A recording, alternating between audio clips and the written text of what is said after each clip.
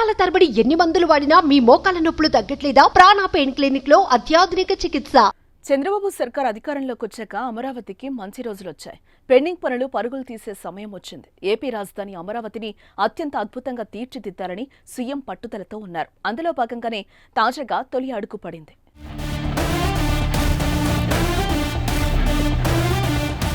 2014లో రాష్ట్ర విభజన తర్వాత నూతన ఆంధ్రప్రదేశ్ మొట్టమొదటి ముఖ్యమంత్రిగా బాధ్యతలు అందుకున్న చంద్రబాబు అమరావతిని రాజధానిగా ప్రకటించారు. అందుకోసం రైతులను ఒప్పించి వేల ఎకరాలను సమకూర్చారు.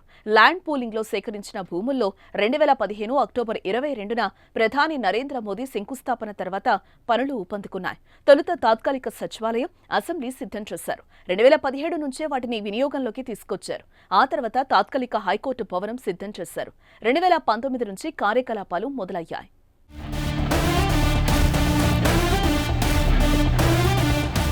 వాటితో పాటుగా శాశ్వత వసతి కోసం పలు భవనాలను నిర్మించేందుకు పనులు మొదలయ్యాయి. వాటిలో ఎమ్మెల్యే, ఎమ్మెల్సీ క్వార్టర్స్ పనులు దాదాపు 80% పూర్తయ్యాయి.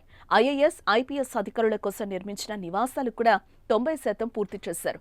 గ్రూప్ 3, గ్రూప్ 4 క్యాడర్ ఉద్యోగుల వసతికి నిర్మించిన క్వార్టర్స్ కూడా సగం వరకు పూర్తయ్యాయి. కట్ చేస్తే 2019లో టీడీపీ ప్రభుత్వం అధికారం కోల్పోయి వైసీపీ అధికారంలోకి వచ్చి వైఎస్ జగన్మోహన్ రెడ్డి సీఎం అయ్యారు. తర్వాత సీన్ మొత్తం మారిపోయింది.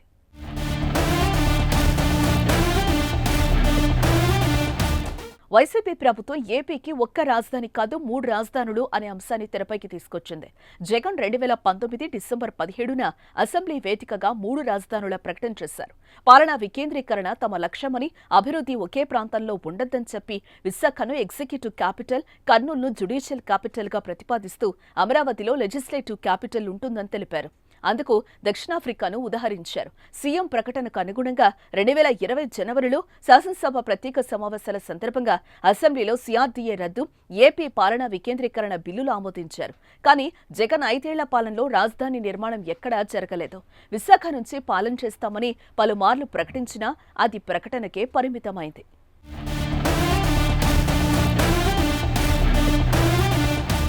2024 అసెంబ్లీ ఎన్నికల్లో టీడీపీ, జనసేన, బీజేపీ కూటమి అఖండ మెజార్టీతో విజయం సాధించింది. మళ్లీ చంద్రబాబు సీఎం అయ్యారు. దీంతో అమరావతికి జవసత్వాలొచ్చాయి. అయితే గత వైసీపీ ప్రభుత్వం అమరావతిని నిర్లక్ష్యం చేయడంతో అడవిగా మారిపోయింది. 5 ఏళ్లుగా అమరావతిలో కట్టడాలు పూర్తిగా నిలిచిపోవడంతో అమరావతిలో జంగిల్ దట్టంగా పేరుకుపోయింది. పిచ్చి చెట్లు, కంపలు పెరిగిపోయి కనీసం వేసిన సీసీ రోడ్లు కూడా కనిపించే పరిస్థితి లేదు. ఈ విషయం చంద్రబాబు అమరావతి పర్యటన సందర్భంగా గుర్తించారు. ముందుగా అమరావతిని పూర్తిగా బయటకు తీసుకొచ్చేలా కంపలు, తుమ్మ చెట్లను తొలగించాలని సీఎం ఆదేశించారు.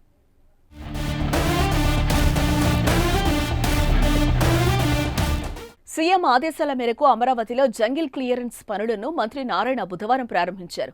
పూజ చేసి మరీ జంగిల్ క్లియరెన్స్ పనులను స్వయంగా మొదలుపెట్టారు. ఇందుకోసం ప్రభుత్వం భారీగానే ఖర్చు చేయాల్సి వస్తోంది. మొత్తం 36.5 కోట్ల రూపాయల వ్యయంతో నాగార్జున కన్స్ట్రక్షన్స్ కంపెనీ లిమిటెడ్ సంస్థ ఈ పనులను ప్రారంభించింది. 58,000 ఎకరాలు అమరావతి పరిధిలో ఉండగా 24,000 ఎకరాల్లో దట్టమైన అడవిలా పెరిగిపోయిన పిచ్చి మొక్కలను తొలగించనుంది. దీంతో అమరావతి నిర్మాణానికి తొలి అడుగు పడినట్లయింది. ముఖ్యమంత్రి గారు ఇచ్చిన ఫస్ట్ ఆదేశం అంటే ఫస్ట్ కంప తొలగించండి. ఒక బిల్డింగ్ ఇక్కడ చూస్తే జడ్జెస్ బంగ్లాస్ అన్ని కంప్లీట్ గా కంపతో మునిగిపోయింది. అక్కడికక్కడే సీఎం గారు ఇన్స్ట్రక్షన్ ఇచ్చారు. ఇమ్మీడియట్ గా కంప మొత్తం తొలగించమని దానికి టెండర్లు ఇచ్చాము.